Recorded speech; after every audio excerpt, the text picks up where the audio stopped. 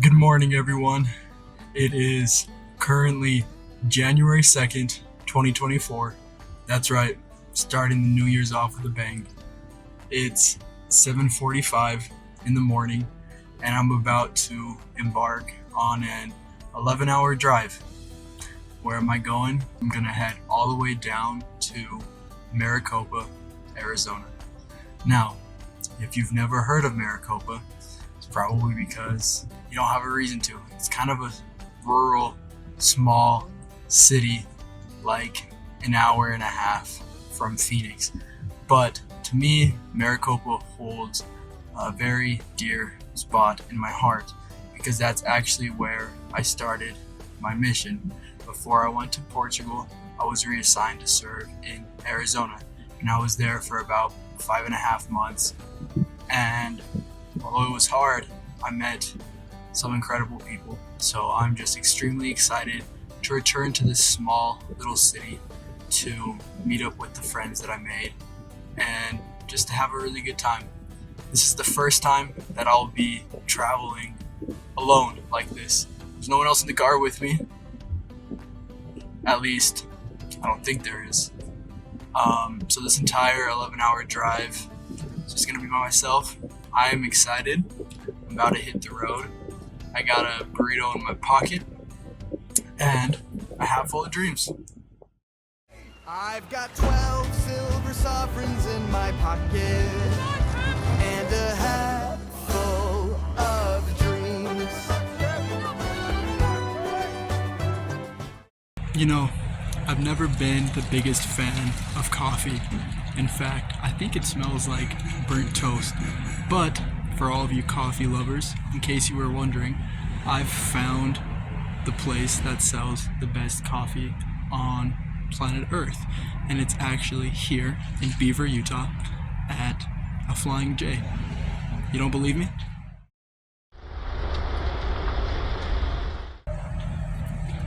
The sign says it all. I know that people think they know what heaven looks like, but let me tell you what, I think I found it. No, I know I found it today.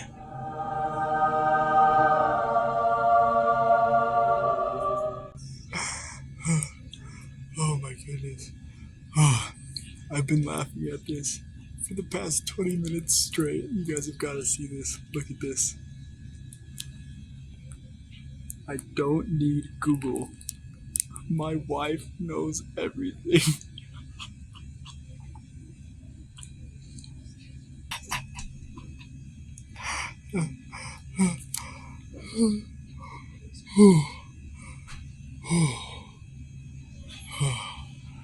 My ex-wife still misses me, but her aim is getting better.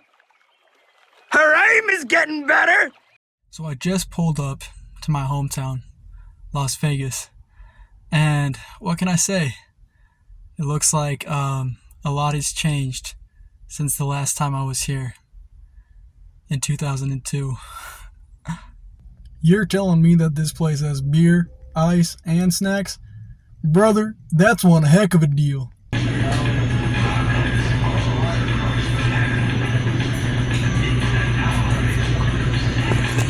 Wasn't expecting to hear Thriller today, but good choice. And so, after all of this time, I've finally found it. What I've been looking for my entire life. Why We Love Sugar, the unofficial BTS fan book.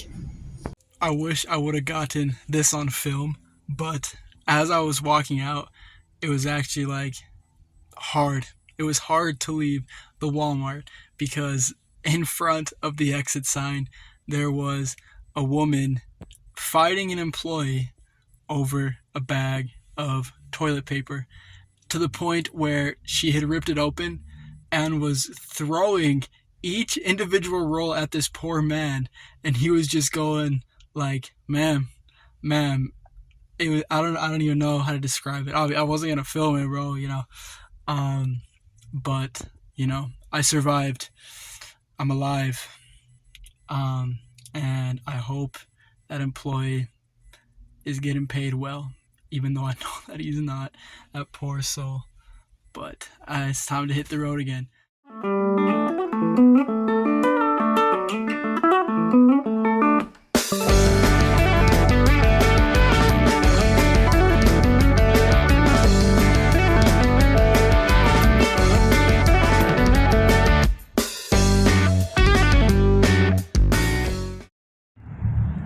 Well, after all that traveling, I've reached my destination. Bangkok? Oh, no. Route 66. This is a sight for sore eyes. Man, I haven't been on any part of Route 66 since 2019. And if you know me well, you know that my favorite place on planet Earth is the Mother Road, Route 66. So just to be here, even passing through, it brings a smile to my face and a happiness to my heart. There are still days in which I think it's crazy that I've traveled all of this. Elvis, why are you pointing at me like that? I'm not a 14-year-old child. Please. And of course, I couldn't leave Kingman without visiting the famous Mr. D's. Now, Mr. D's is known to have some of the best root beer in the world, so I guess I'll just have to go on in, try it myself. I've already tried it in the past, and it is the best. But let's just pretend that I haven't.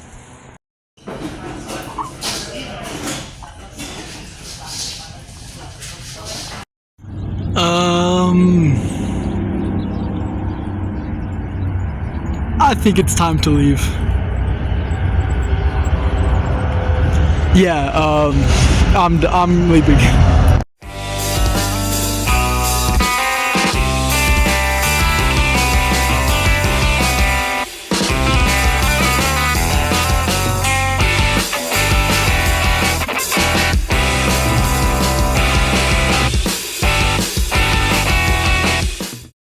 It's currently like 10:37 p.m.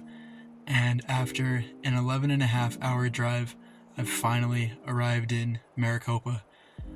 And it's been extremely interesting because as I got closer and closer to, places that I actually recognized, streets that I recognized, homes that I remember seeing, street signs that I remember passing, I got, very emotional thinking about the start of my mission way back in April of 2021. And it's just because, that's where everything started for me. It was the start of an incredibly hard journey, but the start of a journey that I wouldn't trade the world for. It was just so touching to see these places again after, being gone for so long. I haven't been here since July 2021. And this family that I'm staying with tonight, I haven't seen them since that same month. And I'm very excited for our reunion, and I'm excited for my time here. I know it's going to be very short, but it's something that I'm looking forward to because, a lot has happened since then, and it's also just going to be super fun and heartwarming to reflect on my memories that I made while I was a missionary serving here.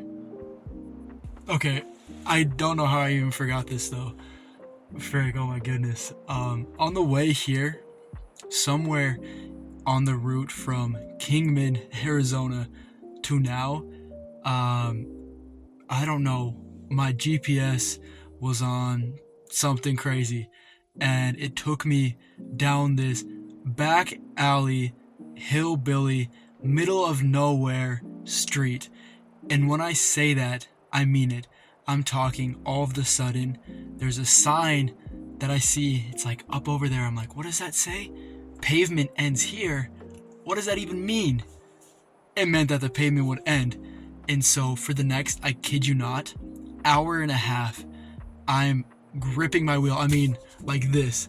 I'm like Jumbotron gripping my wheel, praying that I can live on these horrible streets. And they're not even streets. I don't know what to call them. It's just a mix of dirt, rocks, and cow grates. The amount of cow grates that I drove over, absolutely insane. Oh my goodness. But yeah, for that entire time, I was just like, the car is going to spin out of control. One of these ditches is going to be the end of me. But thank the Lord that I made it. And there was no reason for me to even be on that route. I could have just taken the highway the entire way. But it got to a certain point on the route where I was like, I can't turn around now because then I'd be doubling my time and risking more chance of, popping a tire or anything. I just felt that that was needed to say because, it made my journey much more interesting, much more crazy. Dude, I swear I heard werewolves howling, okay? I swear, someone was gonna hop out of the bush just like straight out of The Hills Have Eyes. Man, I'm grateful to be alive, but you never know what's gonna happen on the back roads of Phoenix. Okay, look, like they're proposed, they're cute. And then look.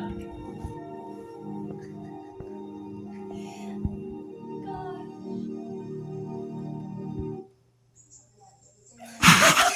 We thought it was an ad. I didn't see that coming. Call Rafi, I'm calling Rafi. 623-388-4333. Call Rafi. I didn't think I'd ever see the day, but here I am, standing in front of the most beautiful man alive, Rafi. I found him.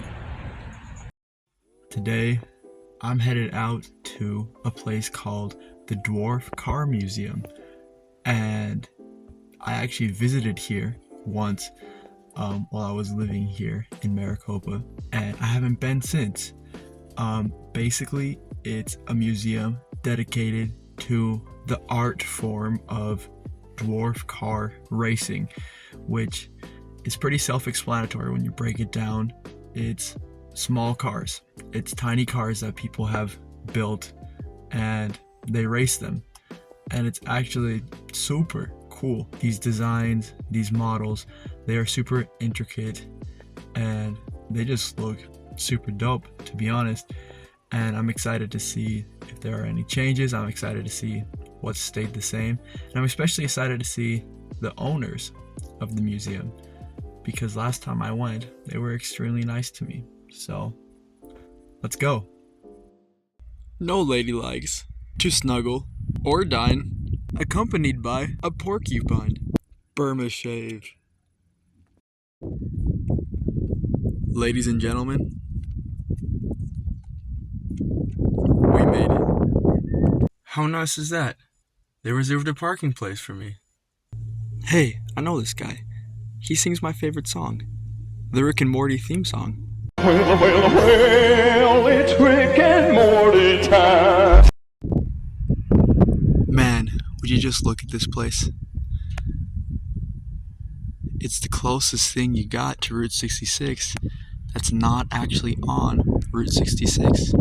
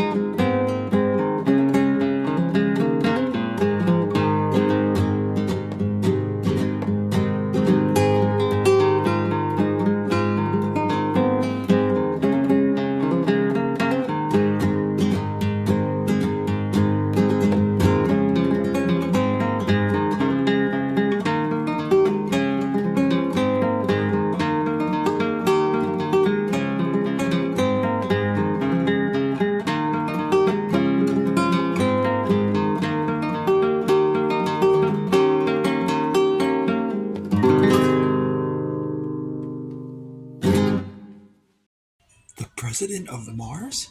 I give you two choices. One is total annihilation. The wand will touch you, and your soul will meet with death. The second is to use the power of the wand to convert your body to living stardust, where your consciousness will be jettisoned into the infinite cosmos on an endless journey of wonder and discovery!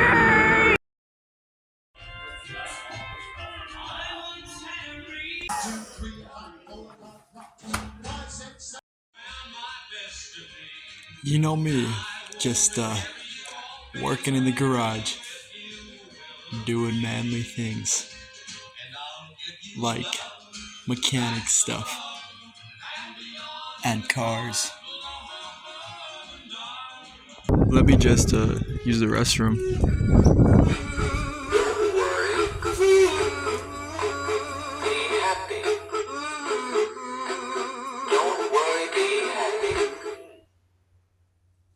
And a good day to you too, sir. Well, that was a lot of fun. There were a few things that had changed since the last time I was there. For example, now there is a small admission fee to get in. It's $5, but with that you can see all of the dwarf cars that Ernie himself has created, and honestly, just like a very Route 66 type museum with a lot of signs, a lot of old gas pumps, and anything you'd expect to see along the Mother Road. So it was truly, truly awesome. They've also added a gift shop, which was pretty cool. You know, go support local businesses, as I always say, especially places like this, which are pretty much just mom and pop shops, whatever they do to get by, you know. I was talking to the lady at the register. Her name was Kate, and her husband's name is Kevin, and he's Ernie's son. And she was telling me how this museum came to be. And the museum was established in about 2009, but Ernie's been making these cars in this garage for a very long time, and he would have friends come over and be like, wow, this is so cool. And then the next day those friends would bring their friends over and they would be like, wow, this is so cool. And the cycle would continue. And they would always tell Ernie, man, you gotta open this up to the public. And Ernie would say, no, I just want to build my cars. You know, he's a guy, he's a dude, he just wants to build his cars in peace. And eventually his son was like, hey dad, we really want to make this into a museum to show off the work you've been doing with these dwarf cars. And he agreed, and in 2009 the Dwarf Car Museum was established. And it was pretty funny. As I was leaving, I actually got to meet Ernie himself. Now, I had already met him back in 2021, and so when I was leaving, I said, hey Ernie, I learned a lot about you today. And he goes, like, I think I know you. I think I know you. And I said, oh, do you remember me? And he goes, Bobby? Bobby! It was pretty good. I had to explain, no, I was here a few years ago, and I visited and we talked then. And he goes, and then he just walked away. He's 83 years old. Very cool guy, very sweet and creative guy. But yeah, I wasn't expecting him to remember me. But to him, I'm Bobby.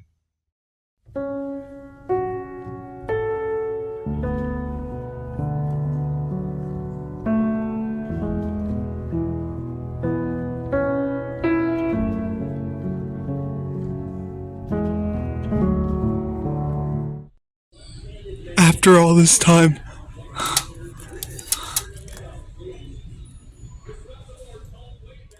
today has been incredibly special to me. I was able to meet with people that I grew very close to while serving here in Arizona. I drove down to Mesa and I visited a friend of mine.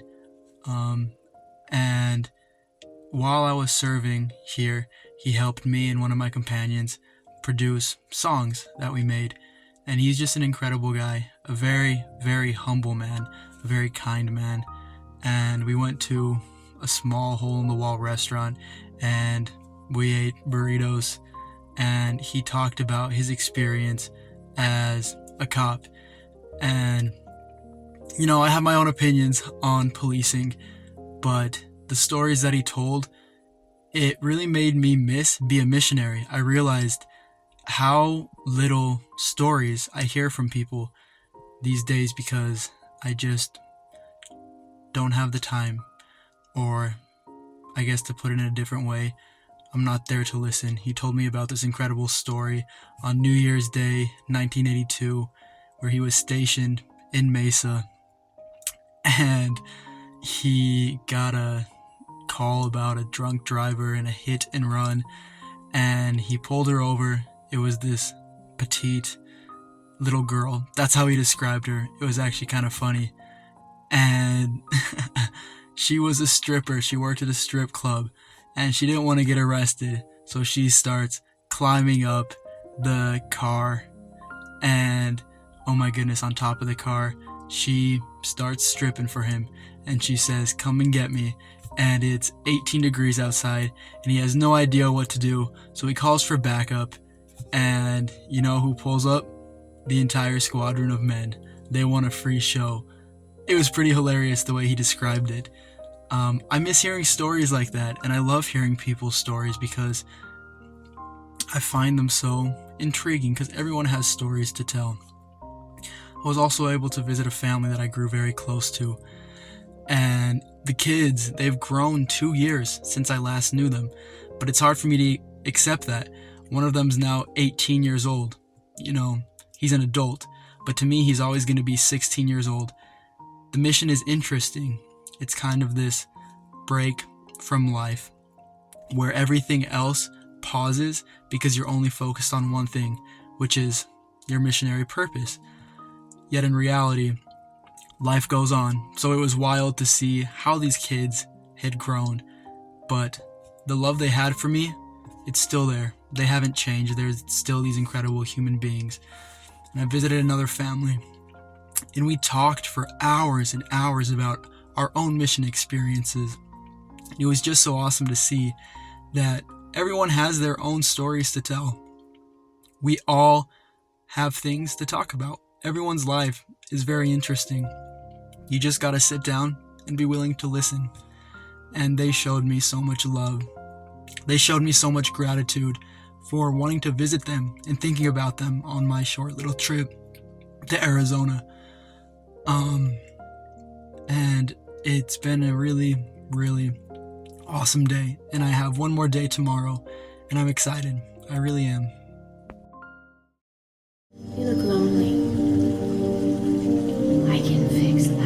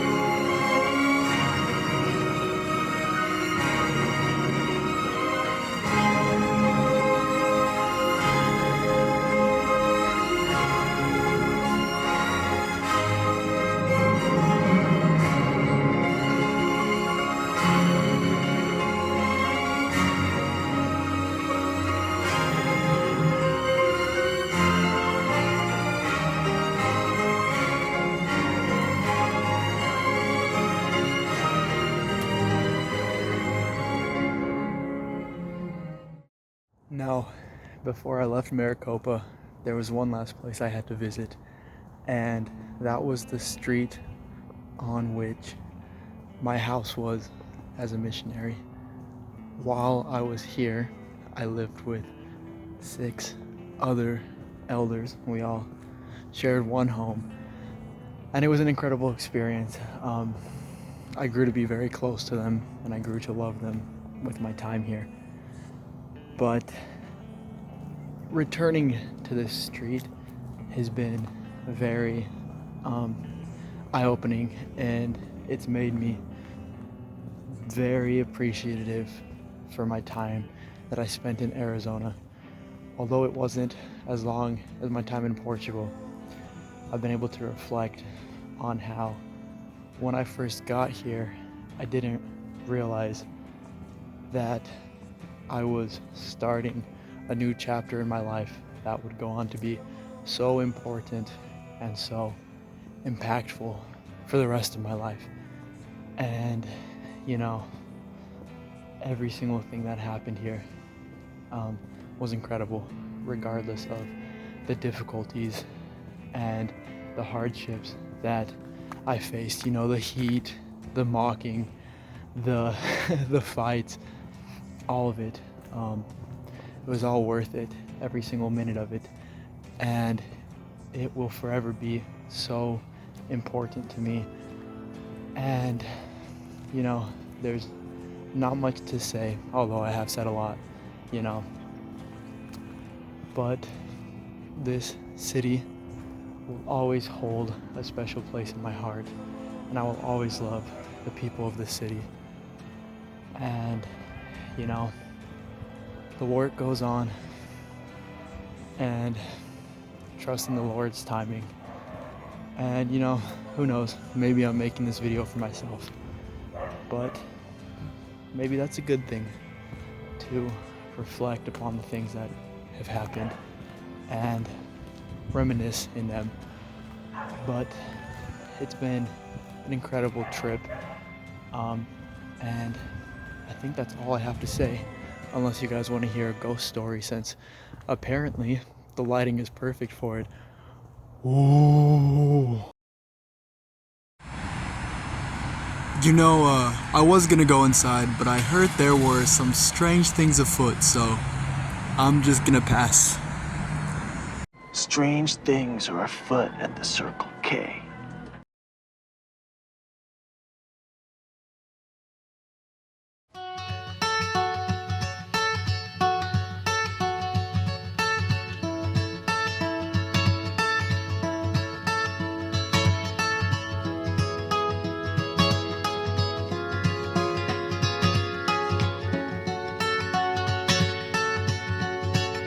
I woke up to the morning sky first. Baby blue, just like we rehearsed. When I get up off this ground, I shake leaves back down to the brown, brown, brown, brown, till I'm clean.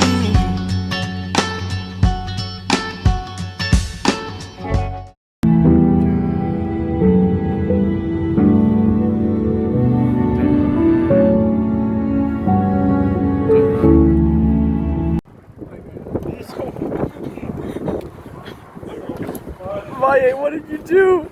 I dropped that music.